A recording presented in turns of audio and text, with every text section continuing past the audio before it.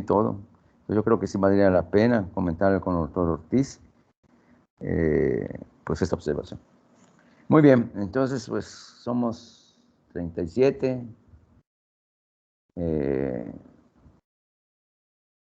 Nada más síndrome diarreico vamos a ver. Y el repaso, ¿no? Sí, lo veremos posteriormente, ¿no, doctoras? Rapidito también. Sí, habíamos quedado que es 1 hora y 1 hora de repaso, Ok, doctor. por eso digo, imagínense, ¿no? 1 hora y pues no, yo doy 10 minutos y ya estamos casi 20. Vamos a iniciar, doctor Milton, con síndrome o sea, diarrea aguda en un paciente. En los pacientes y qué hacemos con todo esto que es en relación de abordarnos sobre lo que es la farmacología, un terapéutico en sí en cuanto al aspecto farma o no farmacológico. Muy bien, adelante, doctores. Ok. Bueno, pues vamos a comenzar con el último tema, que pues es la enfermedad diarreica aguda. Y pues rápidamente, ¿qué es lo que entendemos por esto? Que es cuando hay un aumento de líquido, volumen o frecuencia de las deposiciones por menos de 2 semanas, que se puede presentar ya sea como diarrea acuosa o diarrea con sangre. Siguiente, por favor. Y pues bueno, estas las vamos a describir más adelante.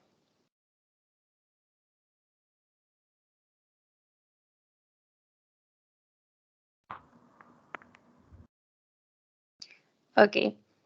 Pues como concepto en sí de diarrea, tenemos que es la presencia de 3 o más evacuaciones líquidas o semilíquidas dentro de un periodo de 24 horas. La etiología más común de la diarrea aguda es la viral, seguida de la bacteriana y por último otras causas como pueden ser parásitos y hongos. Con respecto a la etiología viral, el virus que es más característico es el rotavirus, aunque también pueden encontrarse norovirus y adenovirus. Este tipo de etiología causa principalmente la diarrea de tipo acuoso o lo que se le conoce como el síndrome diarreico. En este grupo, los principales afectados son los recién nacidos y los lactantes menores de 1 año, sobre todo si no llevan correctamente una lactancia materna. En el caso de la etiología bacteriana, pueden ser varios los agentes causales y tenemos, por ejemplo, a Escherichia coli toxigénica y a Vibrio cholerae como causantes de la diarrea acuosa. Y también tenemos otros agentes como pueden ser E. coli enteropatógena, Campylobacter jejuni, Shigella, Salmonella enteritidis y Yersinia enterocolítica, que estos son los que van a causar principalmente la diarrea con sangre o el síndrome disentérico. Y pues bueno, esta etiología bacteriana predomina principalmente en los mayores de 70 años, en especial en los inmunocomprometidos. Y finalmente tenemos otras causas infecciosas que pueden ser parasitaria por entamoeba histolítica, Giardia lamblia y Cryptosporidium.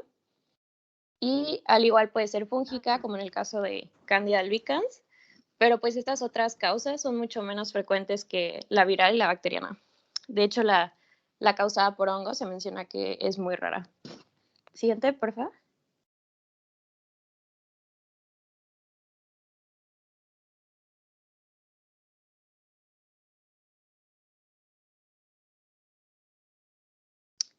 Bueno, en la epidemiología tenemos que la diarrea secretora aguda es la más importante ya que es la más frecuente y presenta altos índices de mortalidad, en especial en personas que pues poseen factores de riesgo.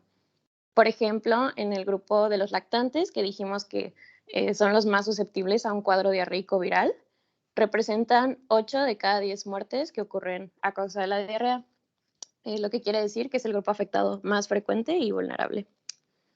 Es por esto que en México se han tomado algunas medidas preventivas, como son la cloración del agua, las campañas de vacunación contra el rotavirus, entre otras, que pues han ayudado a disminuir la mortalidad y la incidencia de los menores de 5 años.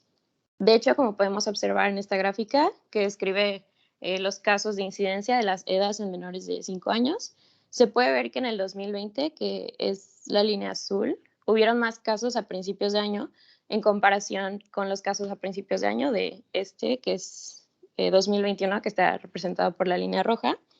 Y pues bueno, esto indica que la incidencia pues sí ha sido mucho menor.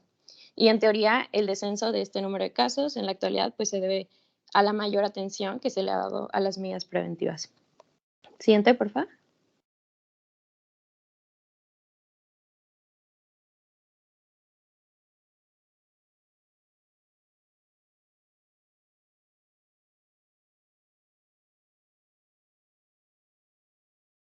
Bueno, igual como ya había mencionado, los lactantes y los mayores de 70 años son los más susceptibles a una etiología viral y bacteriana, respectivamente.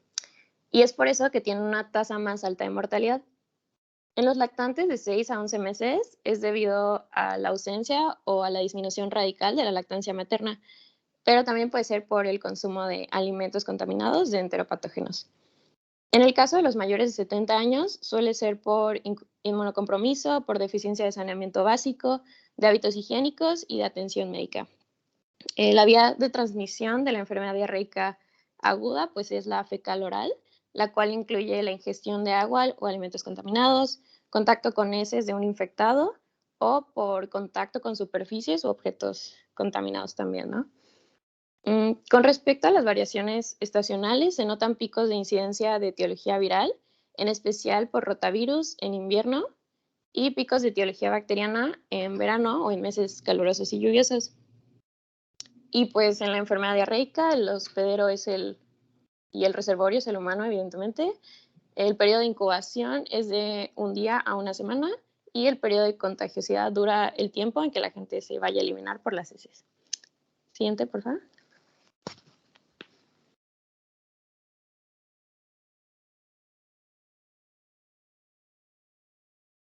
Ok, pues en los factores de riesgo tenemos el no dar leche materna exclusivamente en los primeros 6 meses del bebé o si ésta se detiene de forma radical al comenzar la lactación, ¿no? Sabemos que esto se tiene que dar gradualmente y pues esto resulta un factor de riesgo pues porque el bebé no recibe los suficientes anticuerpos maternos que necesita para combatir los agentes infecciosos.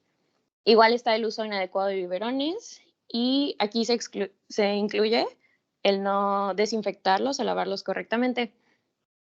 Mantener los alimentos a temperatura ambiente porque las bacterias de los alimentos contaminados se multiplican más rápido a estas temperaturas. De hecho, es por eso que en su incidencia dijimos que aumentan los casos en meses calurosos. Es por eso. El uso o también el consumo de agua y también alimentos contaminados por enterobacterias. No lavarse las manos después del contacto con las heces. Tener un sistema inadecuado de disposición de heces, que pueden ser mal drenaje o en el caso de los bebés, pues no desechar correctamente sus pañales en caso de que estén infectados. También la desnutrición, haber padecido o padecer sarampión o VIH. Sarampión porque una de sus complicaciones principales es la diarrea severa y el VIH pues por el inmunocompromiso que conlleva, ¿no? Un nivel de educación bajo, ya que implica la falta de conocimiento sobre prevención o identificar signos de alarma de la diarrea. Y pues finalmente una mala calidad de vivienda, ya que probablemente conlleve un mal saneamiento y acceso a servicios de salud limitados. Siguiente, por favor. Ok, en cuanto a la diarrea de causa viral, el mecanismo de patogenia que se sigue es el de la invasión y replicación, cuyo agente representativo pues es el rotavirus, ¿no? Es el más común.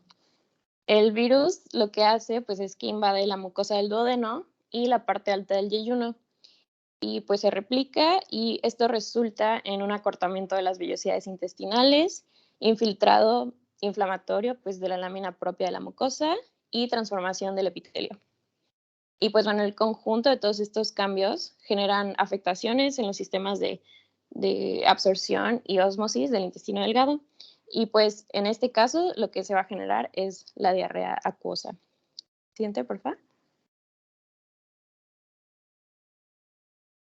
Ok, en el caso de la patogenia bacteriana, la afección es inicialmente en el intestino delgado, pero esta se puede extender hacia el colon. Y entre los mecanismos de patogenia, pues también tenemos al de la invasión. Y este es el caso de la Shigella, Campylobacter jejuni, Yersinia enterocolítica, Salmonella y E. coli enteroinvasiva.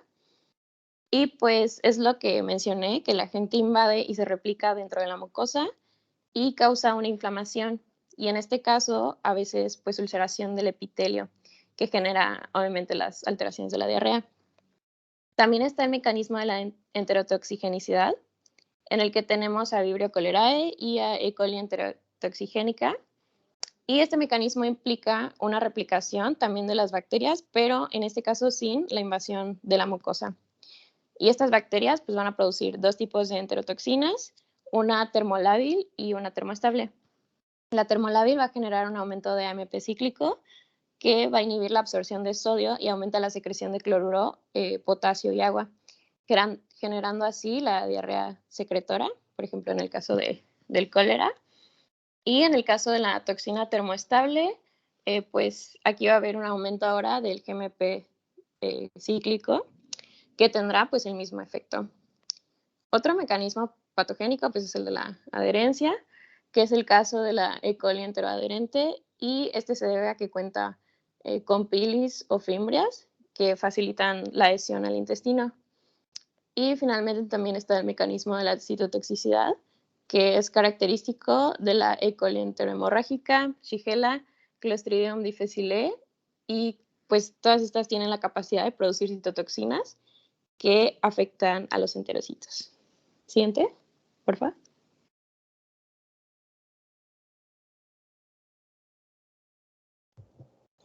No, antes de pasar al cuadro clínico, un momentito nada más, perdón. Pues ya la doctora Frida, ¿no? Frida habló, ¿verdad? Daniela. La doctora Frida. Daniela, es que ok, Dani. Bueno, que acaba de hablar la doctora, pues en realidad seguimos con lo mismo, ¿no? En cuanto no hay muchas cosas que comentar de lo reciente, en cuanto al aspecto etiopatogénico, ¿no? Me fui.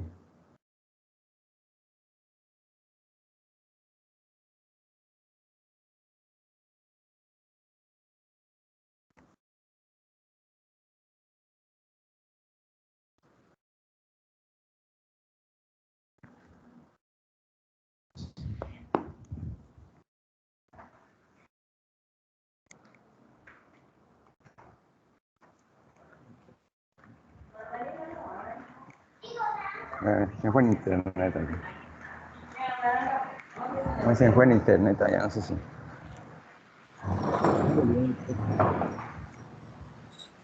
Ya lo escuché.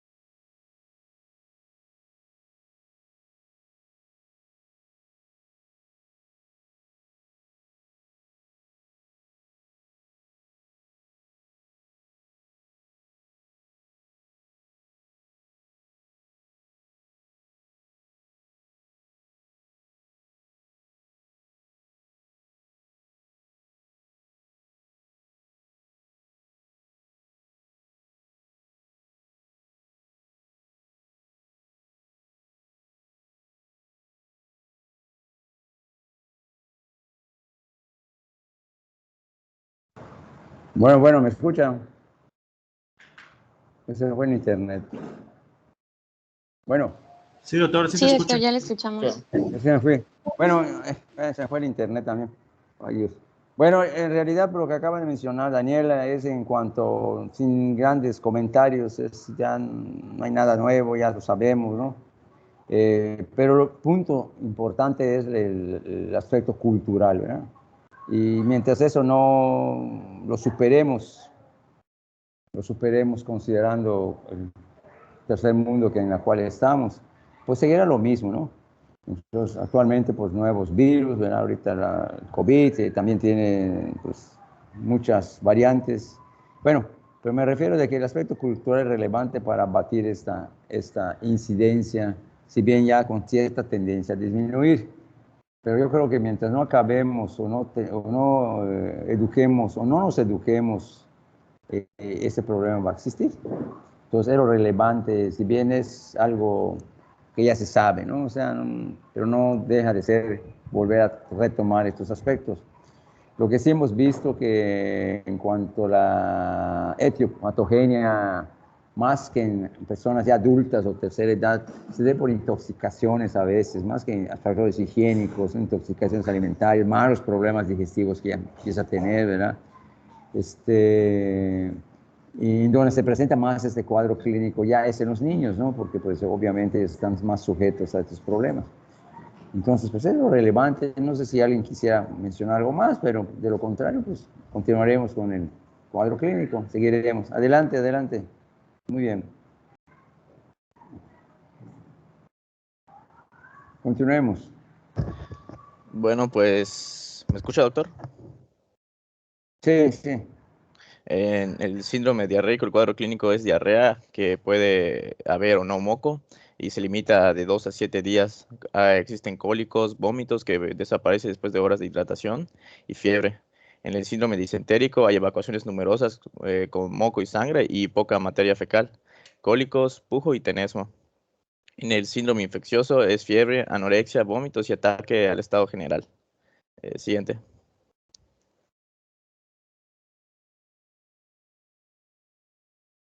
Existen dos tipos clínicos de diarrea. La diarrea aguda acuosa, que es diarrea líquida sin sangre, en heces, y puede haber moco, y normalmente dura menos de 15 días. Hay vómitos, fiebre, hiporexia, y la complicación principal es deshidratación. Esta puede ser dada por virus o bacterias. Luego la diarrea con sangre, sangre macroscópica en heces con o sin cuadro disentérico franco, y se da normalmente por Shigella o bacterias invasoras. Y cuando la diarrea se prolonga más de 15 días, esta se denomina diarrea persistente. Inicia de forma aguda, pero se prolonga. Y sus principales complicaciones, pérdida de peso y desnutrición aguda que retarda la regeneración del epitelio. Siguiente.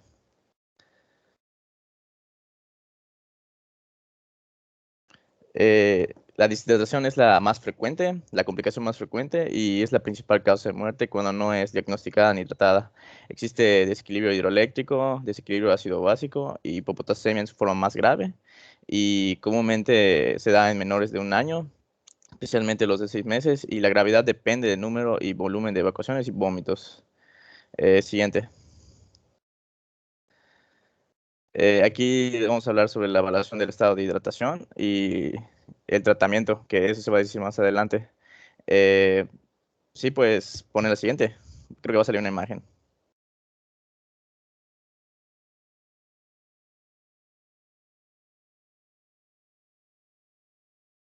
Siguiente.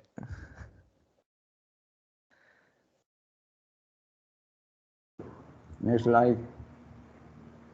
Siguiente. Nada. Pues Es que aquí creo que se se tarda menciona, en cargar. cargar, sí. Pues aquí lo que menciona rápidamente es eso, los estados de hidratación que tiene el paciente, ¿no? A nivel de ustedes, primer nivel, esperemos que no llegue a choque hipovolémico, ¿no? Pero me refiero que desde los primeros estadios de estado hídrico del paciente, pues hay que empezar a hacer todo eso, desde la misma inspección, estado neurológico, ¿verdad? Entonces, irritabilidad y bla, bla, bla, lo que se menciona en cuanto a alteraciones hidroelectrolíticas, ¿no? Esperemos no que llegue el choque hipovolémico, que es lo que queremos, o lo que manejamos más bien a primer nivel, ¿verdad? Con las primeras alteraciones hidroelectrolíticas de un paciente de estas características. Ok, adelante, adelante, siga, continúe. Bueno, ahorita que aparezca la imagen, se va a mostrar un lactante que su estado general presenta, está alerta, sus ojos son normales, no están hundidos, llora con lágrimas, y la boca y lengua se pueden apreciar húmedos. Ay.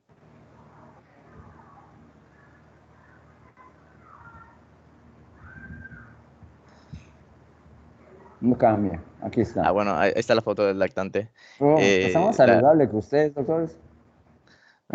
sí. No, siga, siga.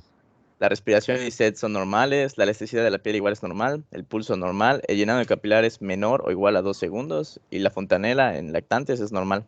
Y en este caso el plan de tratamiento sería el cual más adelante se va a mencionar. Siguiente.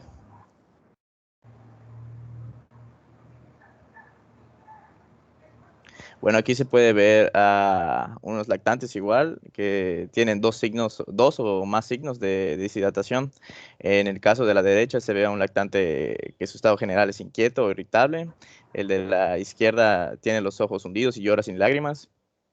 Tiene la boca seca, la saliva espesa, y la respiración es más rápida de lo normal, la sed está aumentada y el pliegue de la piel se deshace con lentitud. El pulso es más rápido y llenado capilar dura de 3 a 5 segundos y la fontanela puede estar hundida. En este caso, el tratamiento es el plan B. Y siguiente.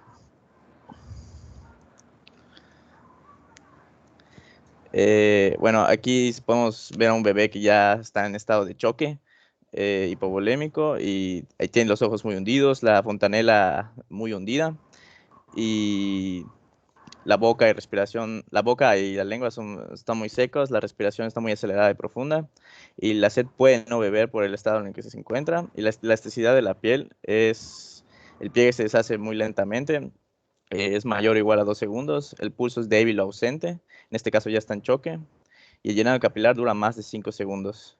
Y el plan para este caso ya sería el plan C.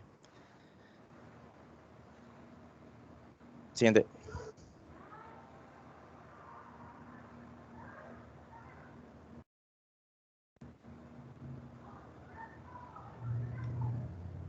Siguiente.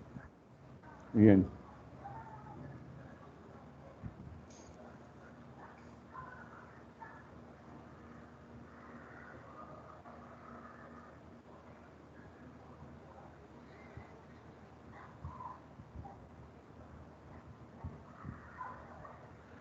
Complicaciones, otras complicaciones. Sí, doctor. Buenas tardes. Sí. Soy Milton. Ahorita yo sigo con las Sí. otras complicaciones. ¿Va a comentar algo? Sí.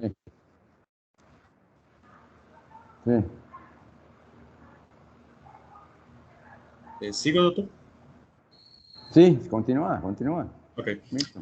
Vamos a hablar de las otras complicaciones que tenemos. Se entiende que podrían ser más graves, como la sepsis en este caso, que se manifiesta por una fiebre intensa o hipotermia, y también se asocia al ataque del estado general, como las alteraciones hemodinámicas y hematológicas. Las condiciones neonatantes y pediátricos y pacientes con inmunocompromiso. Y el diagnóstico siempre va a ser con hemocultivos. También a mi cargo está el diagnóstico, que es lo que vamos a ver después. También podemos tener insuficiencia renal, funcional u orgánica, por deshidratación grave, como en todo paciente que tiene esa condición. El diagnóstico sabemos que se puede dar por volumen urinario, examen de orina, determinación de urea y creatinina séricas. También tenemos neumatosis intestinal, dada por la presencia de gas entre las capas de la pared intestinal, debido al daño que recibe la mucosa. Se da en casos cuando la diarrea es persistente en pacientes desnutridos. Y también tenemos las complicaciones quirúrgicas, como el infarto, que es la perforación intestinal, que es relativamente común en esos procedimientos. Y cuando las complicaciones son muy extensas, si hay compromiso vascular, se da con eso. En la siguiente diapositiva.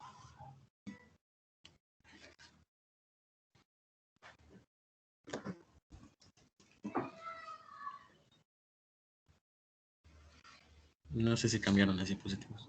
No lo veo. Ok. Ahorita vamos a hablar sobre el diagnóstico. Ya cambia. ¿Ya? Ok. Para hablar sobre el diagnóstico tenemos que entender el contexto cultural, socioeconómico en el cual se dan esta enfermedad que estamos viendo. Como hemos visto en el apartado de epidemiología, este síndrome se da mucho en la población que tiene un nivel socioeconómico bajo. Nosotros ya sabemos, ¿no? El hecho de tener una mala higiene, una mala alimentación, una deficiencia en la promoción de la salud, que sabemos que debe haber la lactancia exclusiva en los primeros 6 meses. Entonces, esas deficiencias culturales que se da por el nivel socioeconómico bajo, pues permite que haya esa enfermedad. Por lo tanto, ¿por qué les comento esto? Porque el diagnóstico sí es cierto, hay muchas pruebas de laboratorio, coprocultivos, que se pueden hacer por ello. Pero si nos ubicamos en qué población está más afectada, nosotros podemos entender que esta enfermedad debe ser diagnosticada en el primer nivel de atención. Y por eso que se centra serie positiva en ello. De manera clínica, sin adentrarnos tanto en los laboratorios y en los estudios de gabinete. Lo más lógico es pensar que cuando se presenta más de 3 evacuaciones en 24 horas, nosotros ya podríamos estar hablando obviamente, de la sospecha por diarrea. En el caso de recién nacidos con lactancia, el diagnóstico se da solamente si existe un incremento en las evacuaciones en cantidad y líquido. ¿Por qué? Porque sabemos que los recién nacidos pueden tener más deposiciones al día. Por lo tanto, solo podemos sospechar de ellos si la cantidad y el líquido aumentan. El paso número 2 también sería lo primero y lo más importante a evaluar es el estado de hidratación del paciente. Esto lo vimos en el apartado de complicaciones. Estaba muy buena el cuadro en el que nosotros vimos los diferentes signos para poder clasificar el tipo de deshidratación que nosotros tenemos.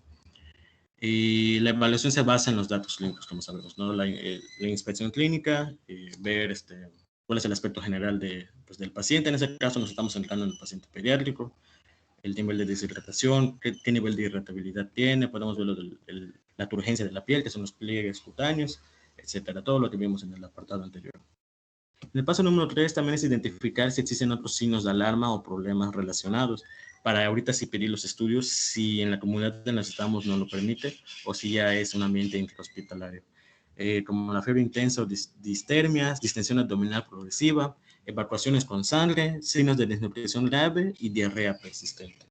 Realmente, si nosotros notamos estas cosas que ya pueden poner en riesgo la vida del paciente, que son como que las otras complicaciones que vimos, pues ya pedimos laboratorios si nos es posible.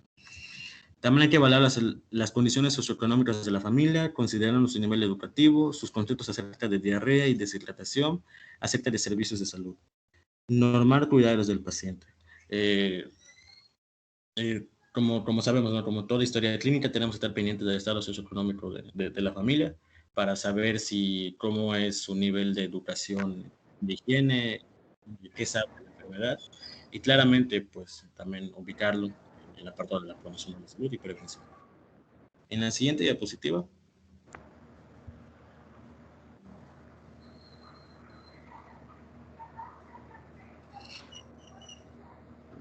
Está lento. sí, es el internet que está. Lo que quería comentarles, obviamente recalca, si lo vemos en esta diapositiva que anterior, vaya, donde vemos estos problemas, ya los vamos a etiquetar de acuerdo a la población, es en niños, que son mucha frecuencia en nuestra primera consulta, primer nivel, y en adultos, y vaya, adultos me refiero a seniles, ¿no? Bueno, vamos a una tercera edad, viéndole a un aspecto de pacientes jóvenes o relativamente de edad, pacientes trabajadores o activos, no es tan frecuente esa demanda. Pero sí en niños y en adultos, o sea, en extremos de la vida biológica, ¿no? Es donde consideraremos estos aspectos. Así que, pues, es relevante, ¿no? Y el comportamiento es rápido de tratar. O sea, en niños y en viejitos, como decía, así, tercera edad, su componente de respuesta al problema es lábil, ¿no? O sea, y hay que vigilarlo. Ok, adelante, Milton, continúa. Sí, doctor. Como les había comentado, el diagnóstico de esa enfermedad se basa más en lo clínico, por las características de la ya les comenté. Aquí son las excepciones. No se requieren exámenes de laboratorio excepto con estos puntos.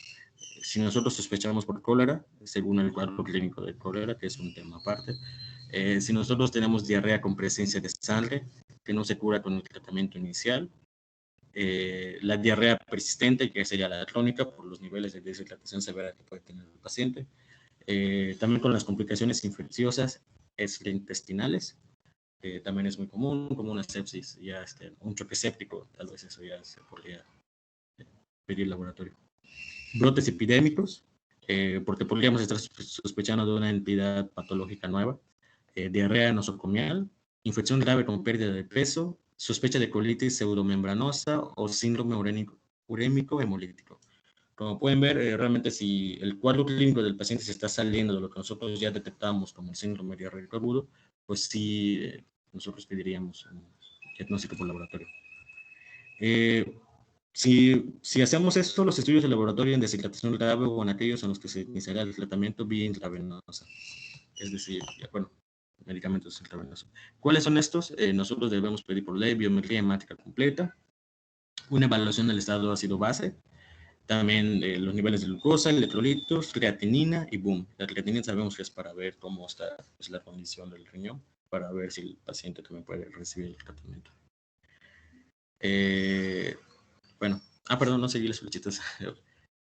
Si nosotros sospechamos de una entidad patológica diferente a esto, como la cólera o la colitis pseudomembranosa, podemos pedir coprocultivos, que tienen el objetivo de identificar bacterias enteropatógenas, las más conocidas como Salmonella, E. coli, Shigella, etc. Y el examen microscópico de morro fecal, que nosotros podemos detectar. Ahí es muy importante demostrar que existe la presencia de leucocitos poliformonucleares, y te hacen el comentario que no se hacen heces fecales líquidas como tal. Me imagino que por la disolución que tiene la muestra, ¿no? Que sería más difícil encontrar un poliformonuclear en una muestra más diluida. En la siguiente diapositiva.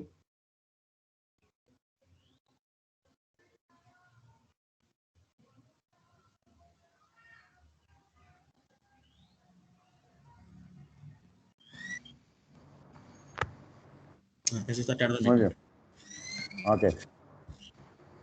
Bueno, Ok. ahora vamos a hablar del tratamiento, y para esto hay que tener ciertas consideraciones. Primero que nada, hay que hacer la evaluación correcta del paciente. Como paso número 2, hay que seleccionar y administrar correctamente el tratamiento de hidratación, que en este caso pues es lo más importante. Paso número 3, no interrumpir la alimentación habitual. Los antimicrobianos únicamente se van a utilizar en casos de diarrea con sangre, pacientes con inmunocompromiso o con cólera. Y por último, la educación y participación de los familiares para reconocer los signos de alarma de deshidratación.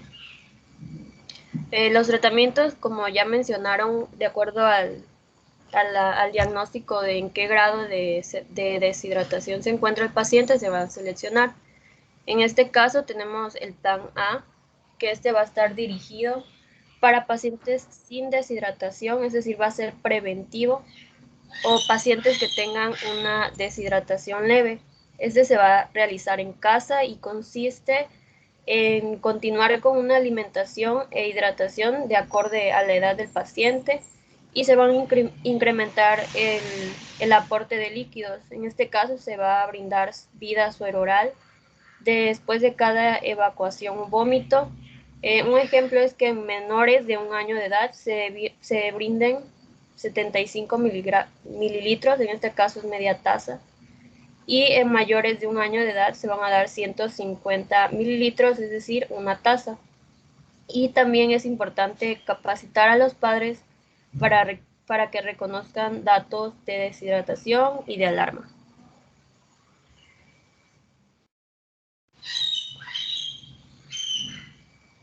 Ya se ve la siguiente diapositiva.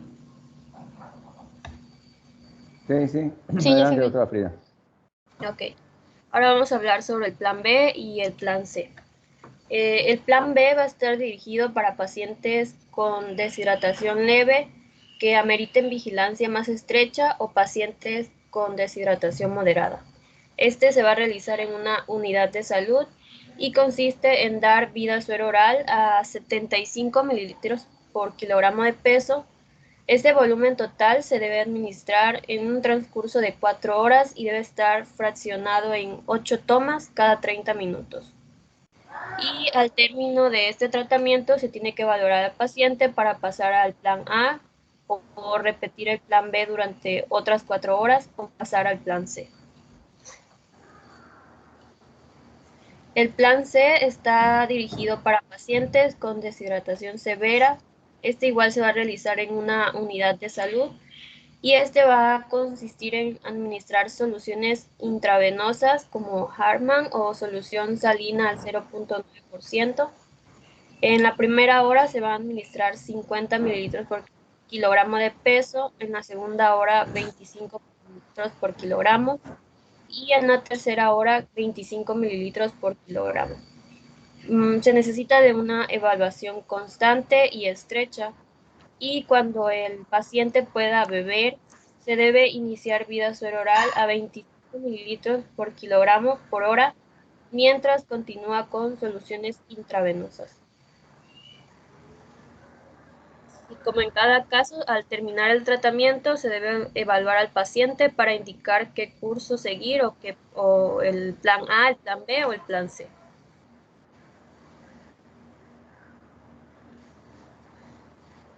Ya se ve la siguiente diapositiva. No, todavía. Una observación en cuanto al tratamiento, básicamente de la rehidratación, tanto en plan B o plan C, en cuanto al tratamiento, es básicamente en pediátricos, ¿no? Porque creo que estas son fórmulas o indicaciones a nivel de pediatría. En pacientes adultos, pues si le multiplican 100 por 70, son 7 litros, eso no es factible, ¿no? Es otro, por eso digo, no es lo mismo tratar a un niño pequeño que a un adulto, ¿no? Un niño pequeño es un adulto chiquito, ¿no? Entonces, por los extremos, por allá vamos. Pero en ellos sí se aplican esas fórmulas, en este caso de los pediátricos, pero ya en los adultos, vamos a decir, ya es otro tipo de esquema, eso hay que revisarlo. Pero básicamente es, ¿por qué presentó la doctora esto? Porque con más frecuencia se dan en edad pediátrica el síndrome diarreico, con más frecuencia, ¿no? Pero no olvidar que también los adultos, o sobre todo la edad senil, ¿verdad? O la tercera edad, pues también tienen otro esquema de tratamiento que por ahora no, pues también hay que leer, hay que investigar, ¿no? Porque no van a multiplicar 100 mililitros por 70 que pese un adulto, pues son 7 litros en 3 horas, pues vamos a encharcar, ¿no? Por eso es otro manejo. Pediátricos y adultos, y en especial los seniles, es otro tipo de esquema. ¿Ok, doctora? Doctores. Bueno, el uso de antimicrobianos, solo se debe utilizar en casos de diarrea con sangre o cuando haya alguna confirmación por algún estudio de que existe una bacteria. En este caso, en la shigellosis, se utiliza ciprofloxacino, 500 miligramos cada 12 horas por 3 días o 2 gramos dosis única. Y se fracciona de 2 a 4 gramos dosis única. El uso de antidiarreicos, pues en adultos, siempre y cuando no tengan fiebre ni disentería, y ayuda a reducir el gasto fecal y molestias abdominales. Se va a requerir una dosis inicial de 4 miligramos y después seguir con 2 miligramos después de cada evacuación, hasta 8 miligramos en 24 horas. El uso de antieméticos pues no suele ser necesario porque al corregir la deshidratación se remite lo que es el vómito. Se puede usar en niños, pero con una dosis única de 1 a 20.25 miligramos por kilogramo de peso.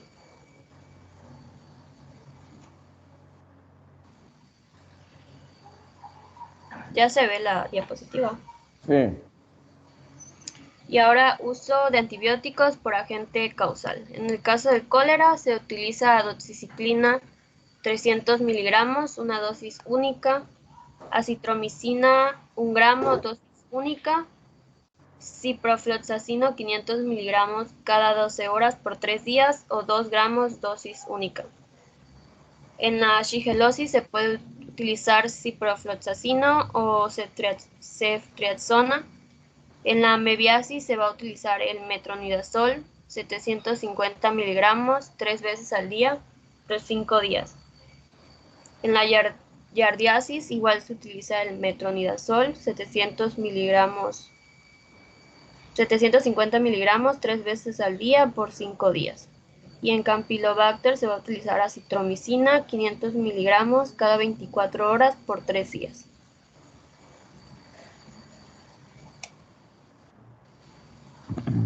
Ya se ve la diapositiva. Ya, sí. El pronóstico va a depender de diversos factores, en este caso la edad, el estado nutricional del paciente, la gravedad del cuadro, las complicaciones que se puedan llegar a presentar, la terapéutica y el diagnóstico oportuno. Normalmente es una enfermedad de letalidad baja, pero por la frecuencia del padecimiento hay un alto número de muertes.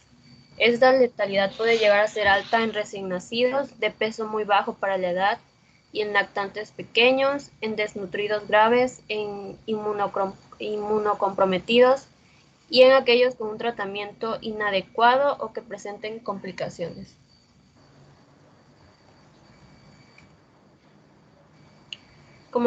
Ya se ve la diapositiva. Prevención ya. Ya, okay.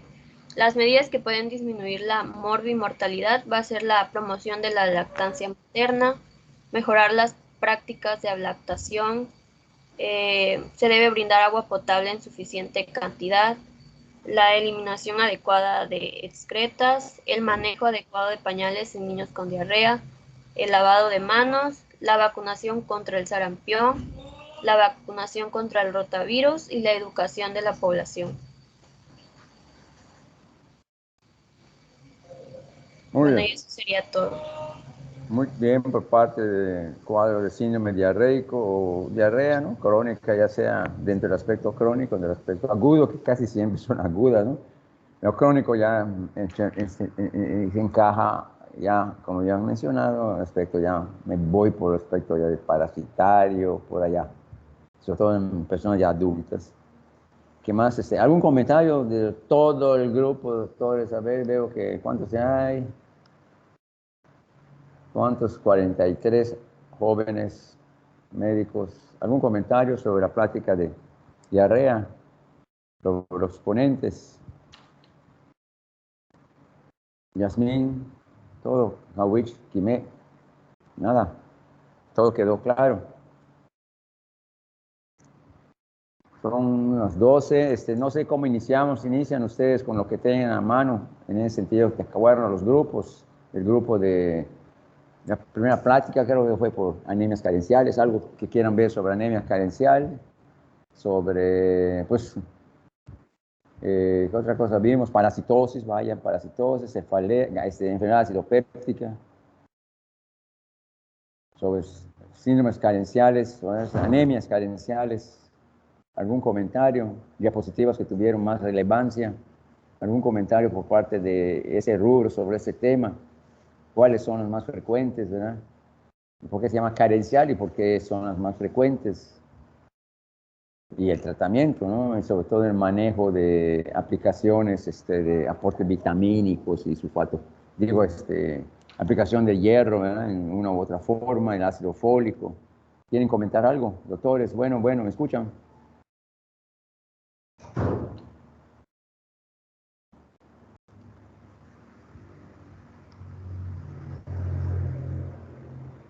Bueno. Sí, doctor, sí se escucha. ¿Alguien va a presentar sobre anemias carenciales? Aquí tengo yo.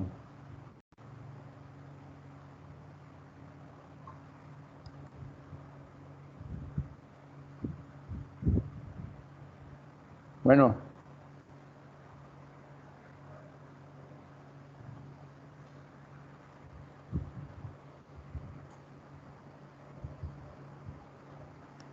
Bueno, ¿alguien va a presentar, jóvenes? Es tarde.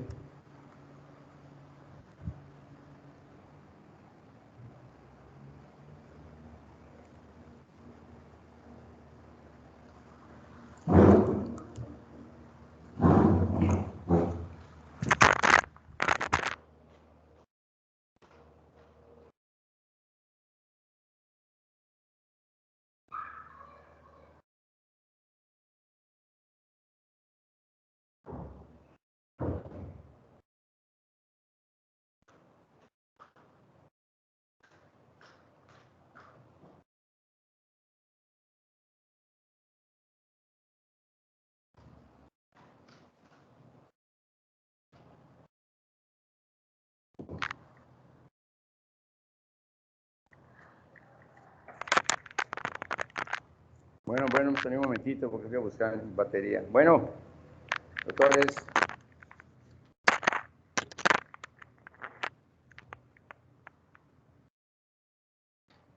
A ver si voy a hablar, bueno, yo voy a iniciar con úlcera, nada más, rapidito, nada más.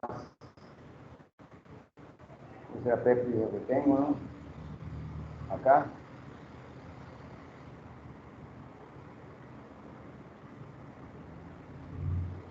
Vamos a ver si nos vamos. Bueno, ¿me escuchan? Sí se escucha, doctor. Sí, doctor, sí se escucha, solo que nunca nos dijo que nosotros íbamos a presentar. Entendimos que usted iba a marcar los puntos más Nada. importantes de cada tema. Yo todo. Por eso O sea, digo sobre anemias o... Bueno, voy a ver sobre úlcera péptica, después veo si ahí tengo anemias carenciales. Sí, pues era eso. Señor Guarán, bueno. Por el grupo de... Nadie presentó nada, todo quedó claro.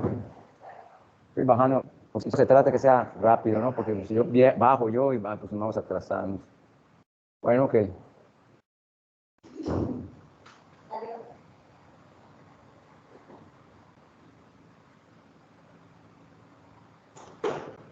Ok, bueno, ya habíamos comentado algo de esto, ¿no? Oh, ¿no?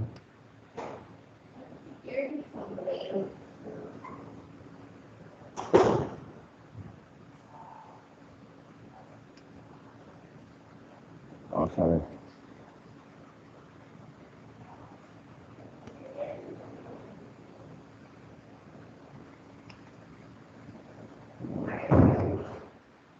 Es que no trato de, vamos a ver, quiero ver las acciones, traducir o hablar, dejar de presentar.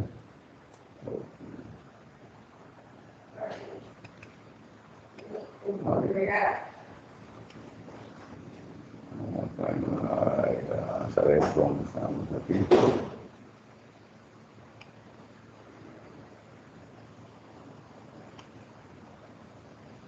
No quiero ver cómo dejar de presentar se vea una.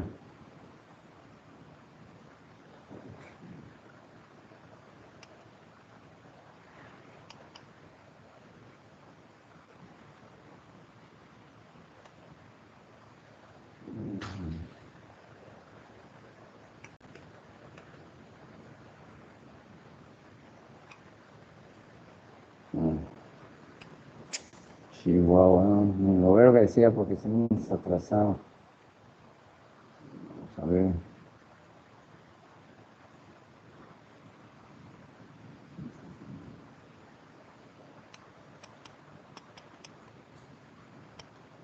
Ok, quiero ver completo, quiero ver la pantalla completa, pero no logro estabilizar.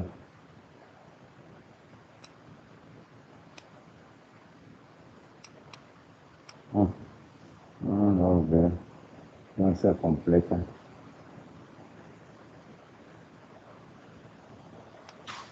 No sé cómo. A ver, dame chance todavía. No, pues no se puede.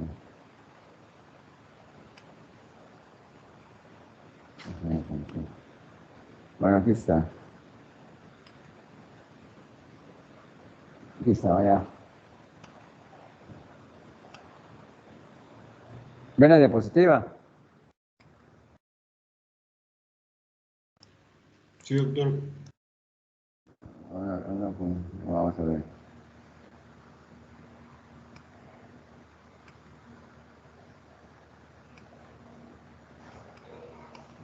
Señalador, no es señalador.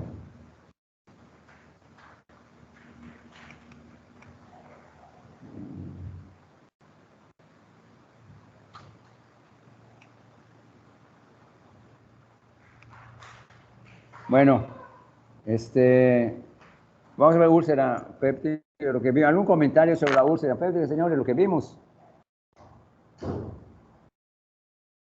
Bueno.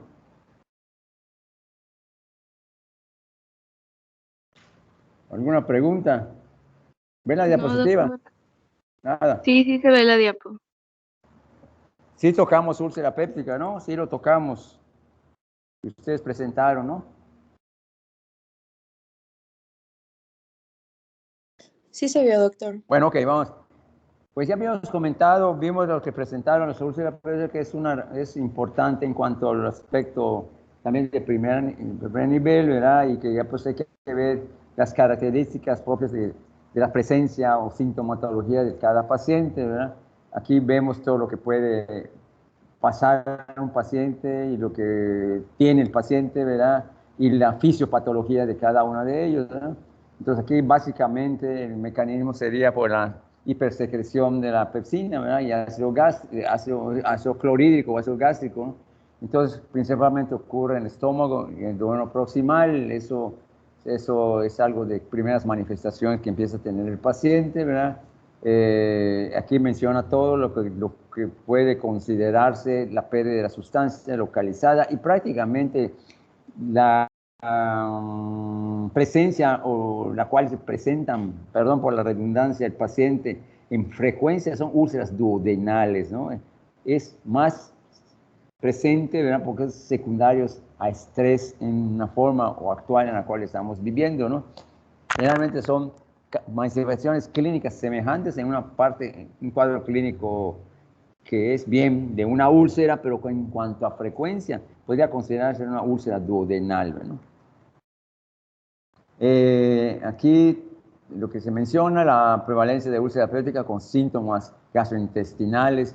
Cuando hablamos de úlcera péptica puede ser en general úlcera a nivel del fundus gástrico, ¿verdad? Que es otro problema, o a nivel del antro pilórico, que es la úlcera duodenal. En general es úlcera péptica en sí, eso es sinónimo, ¿no? Con síntomas gastrointestinales superiores que se reportan un 10 al 20%, pero la prevalencia en la población general se desconoce, ¿no? Y generalmente péptica epidemiológicamente es adultos, ¿verdad? Prácticamente.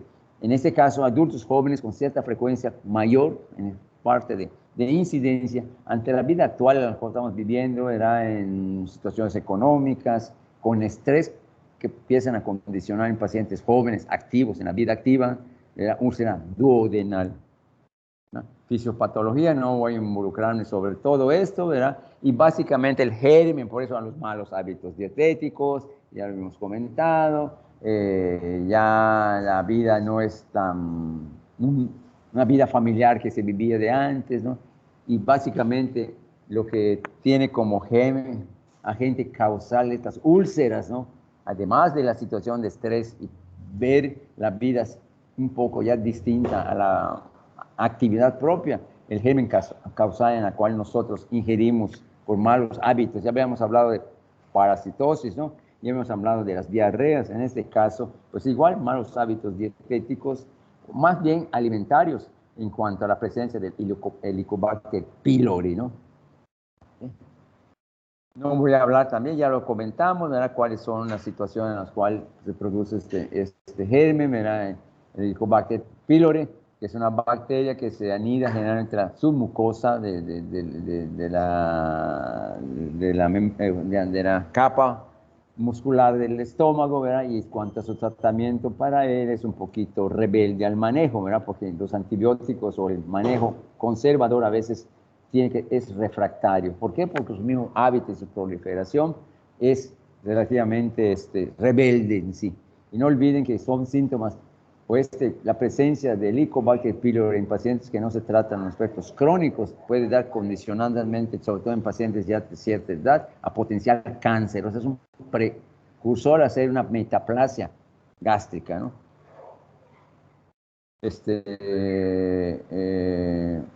Igual aquí nada más es ver los aspectos en los cuales encajan en cuanto a factores bacterianos, el mismo hospedero, ¿verdad? Y la causa puede ser gastritis crónica, y aquí todo lo que les comenzaba, una úlcera péptica en sí, una potencial neoplasia, sobre todo en pacientes de cierta edad, de adultos, ¿no? Porque ya la fisiología normal del estómago de un paciente adulto, pues ya cambia. Y si tiene Helicobacter pylori, eso puede condicionar una metaplasia. Igual, la fisiopatología, en cuanto se vuelven a comentar factores patológicos en los cuales han involucrado las prostaglandinas, de inflamaciones, como está el cuadro allá, ¿verdad? Fosfolípidos de membrana, liberación de ácido araquidónico o fosfolipasa, ¿no? Y todos los componentes inflamatorios que empiezan a condicionar, sobre todo en pacientes que vemos que son tratados por fármacos que pueden estar condicionando esta situación o alterando la mucosa intestinal, ¿verdad?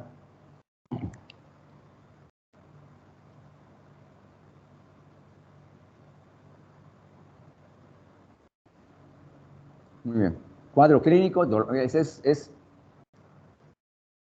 abirragado hasta cierto punto, pero es con cierto punto, hasta cierto momento, ¿verdad? El dolor es urente, ¿verdad? Ardoroso, corrosivo, ¿verdad? Dolor nocturno, todo lo que hemos comentado y lo que mencionaron ustedes, si no hay otra observación por parte del grupo, ¿no? Anorexia, náuseas, vómitos, y algunos pacientes pueden estar asintomáticos que debutan con una complicación, pacientes con personalidad tipo A, o esos que son muy estresantes. De momento nunca han presentado un síndrome ulceroso, de momento se presentan con sangrado de tubo digestivo, ¿no? Hiperestesia gástrica es el dato más frecuente. El del lado derecho, como ustedes ven acá, es una endoscopia, lo que es el enrojecimiento de la mucosa gástrica, ¿verdad? Y la inflamación importante con situaciones de blanqueo gástrico, pero ya condicionando posteriormente a una potencial estenosis pilórica, si eso no se trata. Diagnóstico endoscópico, diagnóstico radiológico, una endoscopía para ver cómo está la úlcera, y el radiológico con vario, ¿verdad? Para ver dónde está la zona hipercaptante, ¿no? de ese vario que se tomó. Como es una úlcera, imagínense, hay un nicho ulceroso allá, hay un asentamiento del vario allá, como esa zona, y aquí ve cómo está hipercaptante en el lado más arriba de la flechita, ¿verdad? Y deja un halo abajo negruzco, ¿verdad? O grisáceo, que deja de la pobre irrigación que tiene allá, y hay lesión de la mucosa, y se puede considerar que hay un nicho ulceroso, ¿verdad? Porque todo el vario que se le da, ¿verdad? Es hipocaptante, y arriba se capta un poquito más por el proceso inflamatorio que existe. Como ustedes ven en ese estómago, pues capta todo el vario, es uniforme, pero aquí en el antro gástrico, ¿verdad? Se deja ver en el cuerpo del estómago, en la cisura angularis, se deja ver el nicho ulceroso. Ya habíamos visto lo de el análisis de la secreción gástrica, ¿verdad? Para ver otros tipos de problemas, ¿verdad? Que estén condicionando la acidez gástrica, y también otras pruebas para ver y descartar el aliento, prueba del aliento, ya lo hemos mencionado, para el Helicobacter pylori, sobre todo en heces. Aquí se menciona el aliento urémico, también tiene una sensibilidad entre un 90 a un 100% y una especificidad de un 78 a un 100%, ¿verdad? ¿Por qué? Ya habíamos mencionado por qué el aliento, prueba del aliento, porque el Helicobacter pylori se basa en la producción de ureasa, ¿no? Esa ureasa, por poner un contador, lo detectan por soplar nada más el paciente, y en esa manera ver que es una cantidad que puede estar sugerida o sugestiva de un probablemente presencia de Helicobacter pylori, como se ve acá. Se encuentra en el estómago, la ureasa de la bacteria hidroliza la urea y se le ve CO2 marcado con carbono. En cuanto al tratamiento, hay esquemas, ¿no?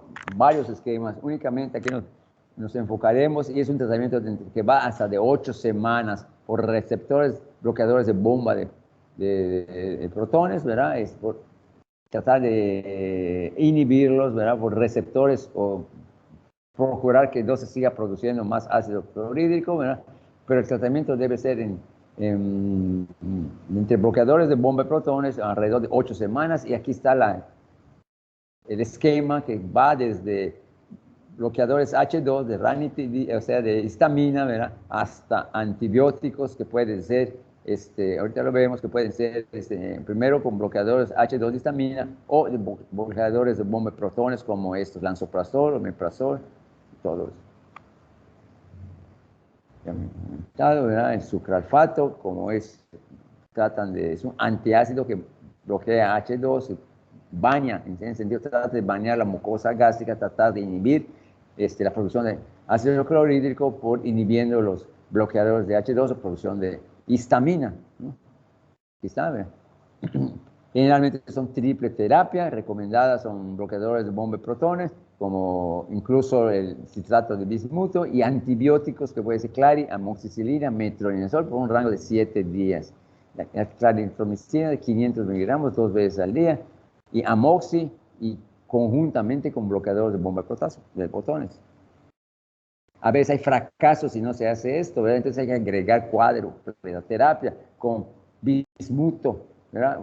Sustrato de bismuto, además de las bombas de protones, y metronidazol o tetraciclina.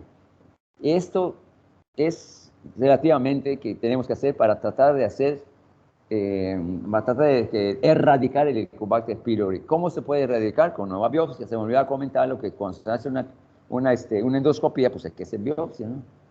Ya no nuevamente en tratamiento quirúrgico. Son todos. ¿Algún comentario? ¿Todos van a presentar algo más? ¿No tienen a mano algo? ¿Ya se durmieron? Bueno.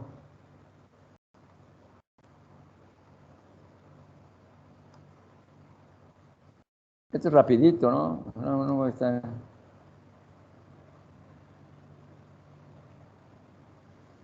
Bueno. Milton, ya te dormiste, ya te fuiste. Goodbye. Frida, que presentó todo bien. Nada, doctor, todo claro. No, claro, no tiene nada para presentar ustedes, así que no, que ustedes iban a presentar, pues no todo voy a dar. Porque de lo contrario, pues yo dejo la plática, no creo que lo relevante es esto de que pues hayamos aprendido.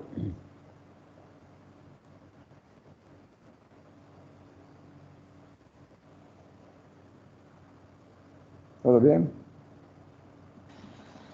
Sí, doctor. Muy bien, ¿qué hacemos entonces, doctores? ¿Seguimos o ya se finí? No sé si quedó que yo le iba a presentar todo, ¿no? No sé.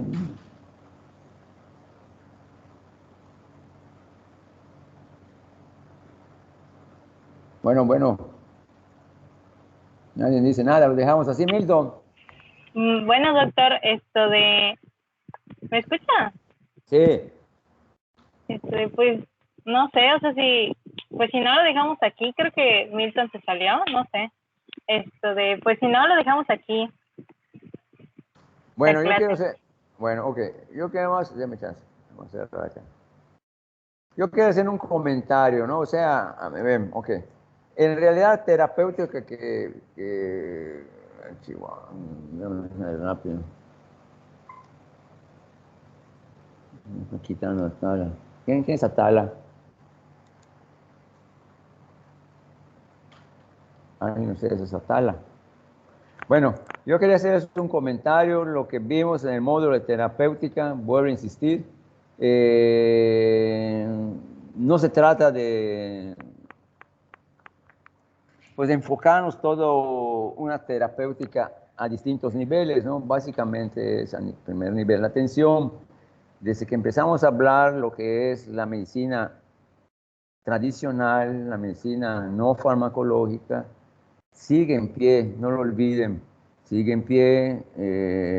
Si bien somos médicos que basados en la evidencia, ¿verdad? Todo eso tiene que ser basado en la evidencia con todo lo que hemos presentado para tratar de encasillar el diagnóstico, tratamiento de estos pacientes. Empezamos a hablar de la medicina farmacológica, no farmacológica, hablamos de la herbolaria, hablamos de la homeopatía, de que si bien somos nosotros dentro del mismo ramo de la homeopatía, lo que nos distingue es que nosotros somos médicos basados en evidencia, ellos no tienen buenos estudios, no tienen buenos estudios, ¿no? No tienen estudios con un tratamiento estadístico adecuado. Sí, no lo olviden, ustedes van a ser potencialmente médicos en formación, están en formación, y cualquier duda que tengan durante su formación, no olviden en preguntarlo, porque de eso se trata, están en formación, y no va a haber alguien que los señale y que diga, mira, ¿sabes qué? Quítate, no te quiero ver, no tampoco, ¿no? Pero eso sí tienen que, cuando hagan algún comentario, o cuando hagan alguna pregunta, o tratemos de aprender más, pero lo hagan con bases, no se salgan de la situación que estamos comentando. Y prácticamente de eso considero que de eso se trata en el módulo. Por el momento seremos médicos de primer nivel, de atención. Ya vieron la problemática que existe entre la parasitosis, entre las diarreas. Sigue existiendo problemas de salud en nuestro medio. Somos un mundo de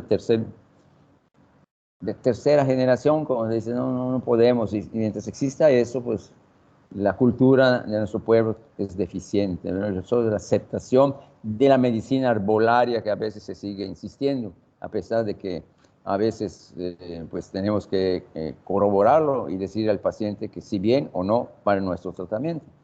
En cuanto a los otros temas en los cuales se habló de anemias, es otra frecuencia que vemos de anemias, de dismenorrea como problemas de la mujer.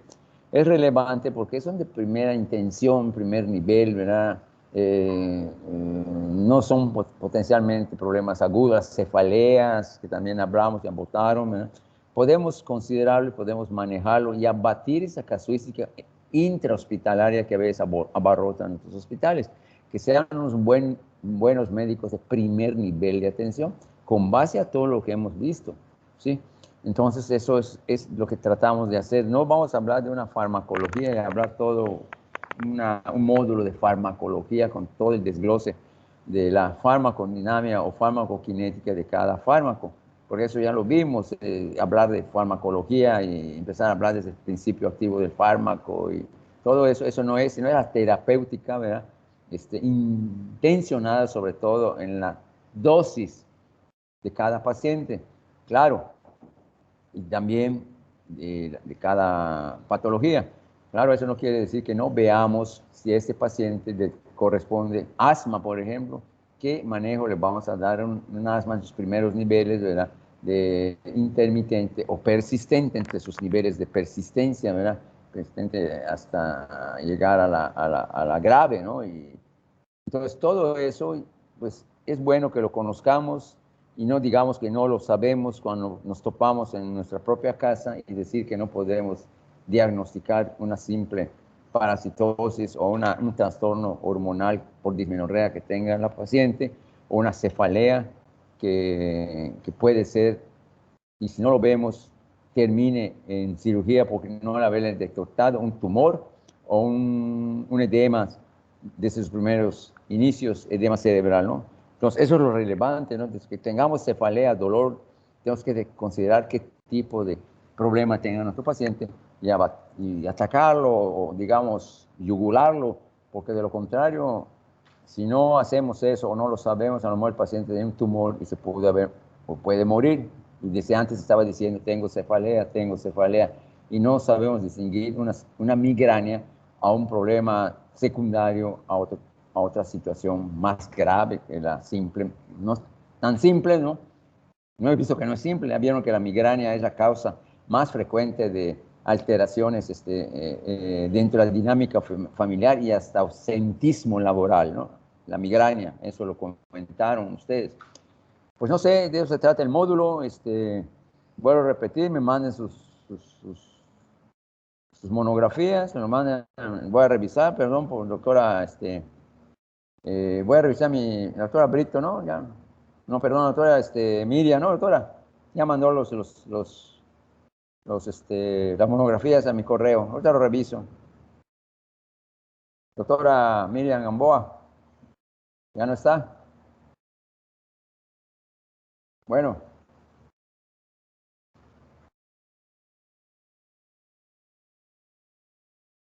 Sí, creo que ya mandó las monografías, doctor. Ya las mandó, ok.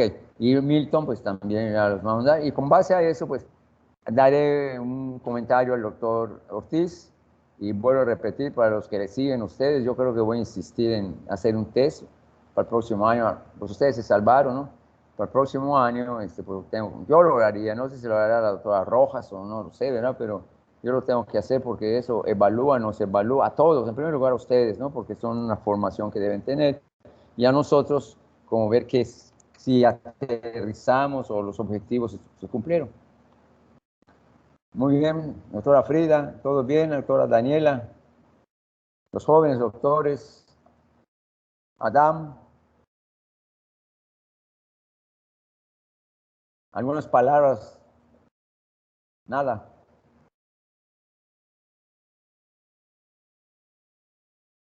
Todo bien, doctor. Todo claro. Carlos.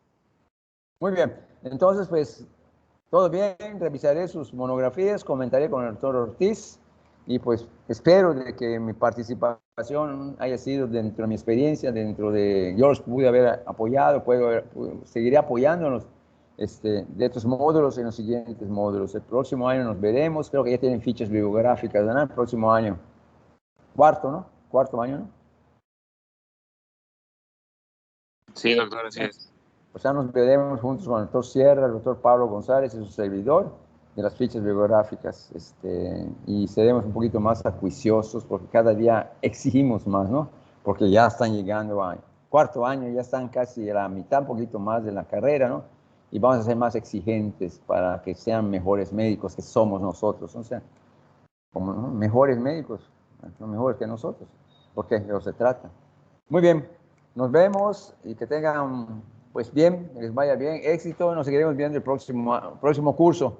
Inicia pronto. ¿Cuándo inician, doctores? Perdonando. ¿Cuándo inician el próximo? ¿Cómo está Creo programado? que el 16 de agosto. Perdón, doctora. Creo que el 16 de agosto, por ahí. Sí, eso tengo entendido. Pues nos veremos pronto. Muy bien. Y se siguen porque pues, es el mismo grupo, ¿no? Que empieza y termina. Algunos no, pero algunos sí. Muy bien. Muy adelante, nos vemos. Buenas tardes. Espero comentarios también. Abajo pueden poner dentro de sus monografías un comentario. Para mí se los agradecería, ¿no? Para ver si, pues, cómo cambiamos esto de la situación terapéutica. Muy bien. Nos vemos. Goodbye. Creo que ya se cansaron de verme, ¿no? Nos seguimos viendo. Hasta el próximo curso, doctores. Adelante, doctores. Buena suerte. Buen provecho. Gracias. Hasta luego, doctor. Gracias, doctor. Hasta luego. Hasta luego.